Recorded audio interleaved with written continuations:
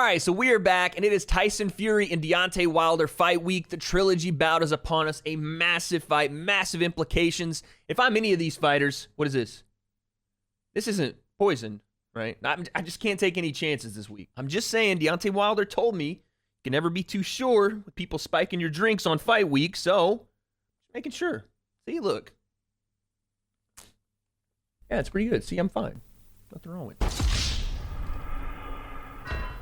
All right, so we are back, and like I said, man, it is Tyson Fury and Deontay Wilder fight week. This is a massive, massive fight for Deontay. Again, all jokes aside, he does need to come out and redeem himself for this last loss. Tyson Fury's trying to put a nail in the coffin with this fight to show everyone the last one wasn't an aberration. It wasn't something out of the blue that won't ever happen again. This is going to be the new norm for Tyson Fury. So, of course, today we have to do our breakdown and predictions. We're going to get right to that. But, guys, if you didn't know, I am doing a live stream this Saturday. I want you all to be there. It's the W.A.D.E Concept Watch Party. You guys know what it is. We hop in here. We watch these fights together. And for this one specifically, we got some really, really fun guests. So I want to see you guys here on the day, October 9th. We're going to go live around 5:30 PST, I think. And speaking of the watch party, I'm going to put some bets down like I always do for this weekend's card. And there's only one place I go to when I'm dropping bets down on a massive fight like this, and it's the sponsor of today's video and our live stream on Saturday,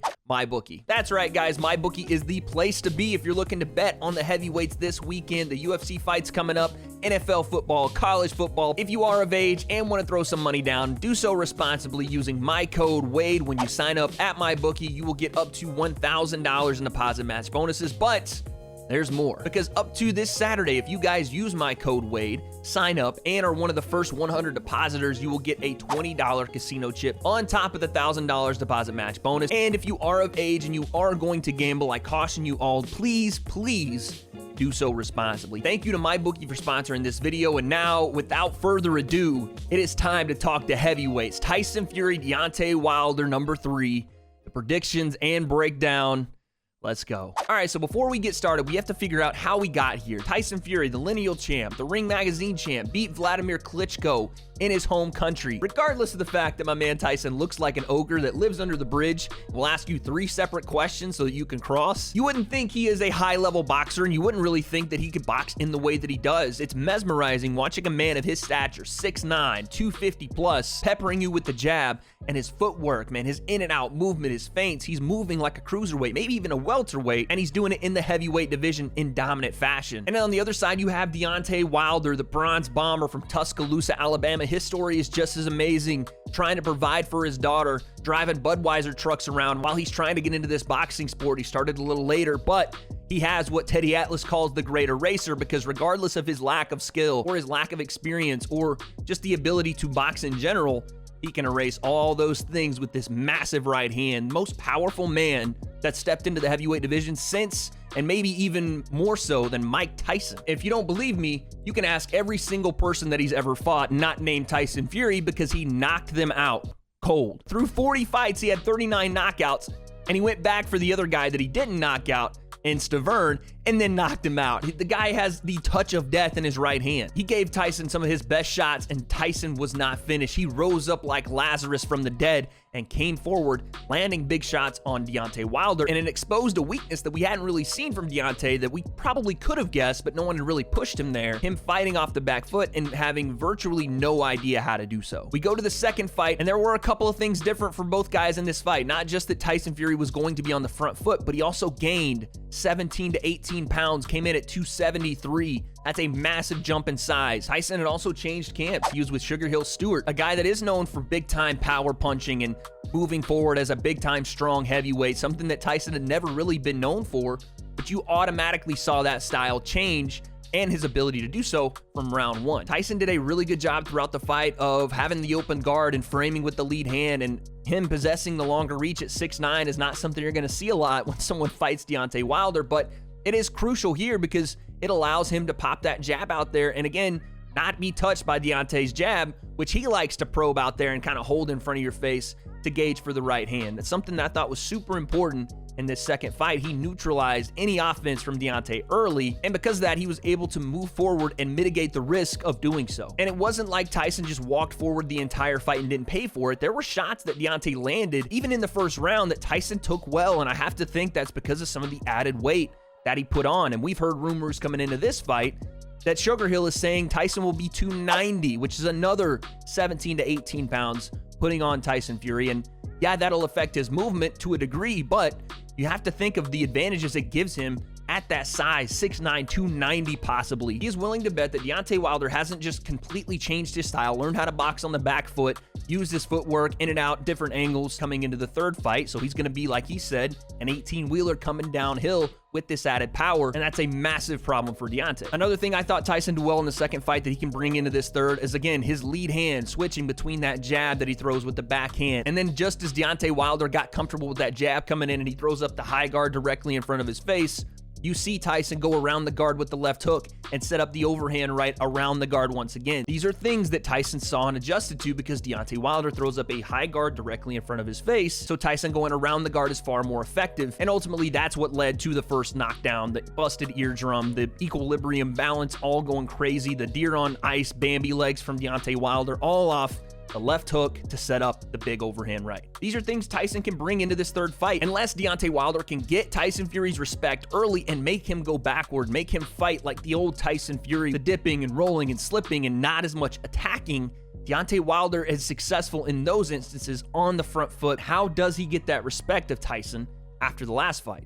Let's talk about it. Deontay Wilder has to use the jab early, and he has to be okay fighting in the phone booth, at least a bit, because Tyson Fury is going to do a couple things even when Deontay Wilder gets close. You saw it in the second fight. He's going to lean on him. Every time there was an exchange where both guys came forward, Tyson just would loop the left arm around the head for the headlock and lean all that weight on him, 273 pounds, which is way more than that 40-pound My Chemical Romance music video Halloween costume that Deontay Wilder had. I think probably more the fact that his legs were gone was because he had 273 pounds of Gypsy King on him, not the walk-in Party City costume. If you watch that second fight, every time Tyson Fury came forward and he did all the feints and he was just little by little inching his way into range, Deontay Wilder didn't answer him with a feint, with a shot, with a jab, with anything that we usually see Deontay do, where he'll frame out with that jab, boom, and the big overhand right. Yeah, there were a couple of shots that he hit Tyson with early, but for the most part, he got walked down. For Deontay to change this, he has to stand his ground. When they meet in the middle, Deontay cannot go backward, at least not early. He can do that as the fight goes on and as he gained a little respect, but he has to be able to plant a foot and maybe get into a bit of a scrap early. Start throwing those shots, not get wild, not Bronze Bomber Deontay Wilder. He's going to have to start it with the jab, getting Tyson Fury's respect. He can't just allow him to walk into range and start walking backward like he's doing the hustle. That's not going to work. And that leads to the second point. Deontay Wilder has to be on balance. You watch the second and even the first fight, in small instances, he has real trouble moving backward. And obviously there's a lot of reasons for that. The possible eardrum rupture or whatever that was that happened with his ear, the equilibrium being off after that big time knockdown early. But it all started because Tyson Fury was able to get on the front foot and push Deontay to places he didn't know how to fight in. So for Deontay to correct those, it has to start with the balance down low. His feet have got to be in the right position at all times because Tyson now knows what he needs to do to go and beat him. Get him uncomfortable, get him off balance, hit him with big time shots. If Deontay answers with some jab, slows down that forward momentum of Tyson, and then starts to throw the big right hand behind it on balance, like hopefully he's been working on in this downtime between the second and third fight, then we could see a bit of a different fight. We could see a little bit more of a hesitant Tyson Fury. But as I look at it and I watch the first fight back and I watch the second fight back, and I see the differences in the ability, first off, of the two fighters, Tyson Fury, obviously the better boxer. Obviously. In all facets of the game. Because yes, Deontay Wilder has the one-hitter quitter, but outside of that, Tyson Fury checks off all the boxes. Footwork, ring IQ, boxing out of both stances, ability to switch up game plan and strategy because he has so many weapons. And this is why variety, in my opinion, wins this fight, because Tyson can be that 18-wheeler. He can mash and step on the gas pedal, and it looks like that's what he wants to do. Sugar Hill, they've all said it. He's coming with knockout power. But if that goes awry and he needs to get on his bike or he gets hit by a big shot, he can do that as well. I would be interested to see what this new added weight does to his mobility, but I don't think it's going to hinder it to a point where he can't still be Tyson Fury with the head movement and still slipping off. And again, if he needs to go backward, if he needs that breather, or he gets hit by a big shot, he can still survive. And that's why, like I said, in my opinion, the variety that he brings wins this fight. I'm going with Tyson Fury, and I think he gets it done by knockout again, because what we've seen from Deontay Wilder, and he's even said this, I only have to be perfect for 1 second, you have to be perfect all night. Well, that used to be the case, but now it's not, because Tyson Fury now has that same ability to put Deontay Wilder on his ass, and he did it multiple times in that second fight. So like I said, I do think Tyson Fury, again, the game plan states he's going to come forward. It's going to be decided early on who's going to be the aggressor in this fight. Is Deontay Wilder going to step up to that challenge, meet Tyson Fury in the phone booth, which is crazy to say, by the way, that we're talking about, is Deontay Wilder going to come out more aggressive and look to answer the bell when it comes to who's going to throw big-time shots early? That's insane to me. But Deontay Wilder, in my opinion, has to. The longer this fight goes with Tyson on the front foot, the worse it is for Deontay Wilder. I think we all know that. But Deontay has to work the jab. He has to be more balanced. He cannot be all over the place. I don't think this fight goes the distance, but even if it did, I could still see Tyson winning a decision. I'm going round 5 knockout, Tyson Fury or TKO. And I'm telling you, it's not going to be easy. Deontay Wilder is fired up. He is coming back for this belt. He's been saying he wants to do it in blood. All the accusations and the excuses aside, he will be on his A game, and this will be a fucking fun fight. So there you have it. That's my pick, Tyson Fury, round 5 knockout. What do you guys have? Let me know down in the comments below. And the questions that we have going into this fight Saturday night on live stream with all of you guys here watching on the Wade Concept YouTube. Who wins this fight? Deontay Wilder, Tyson Fury? Guess we'll find out.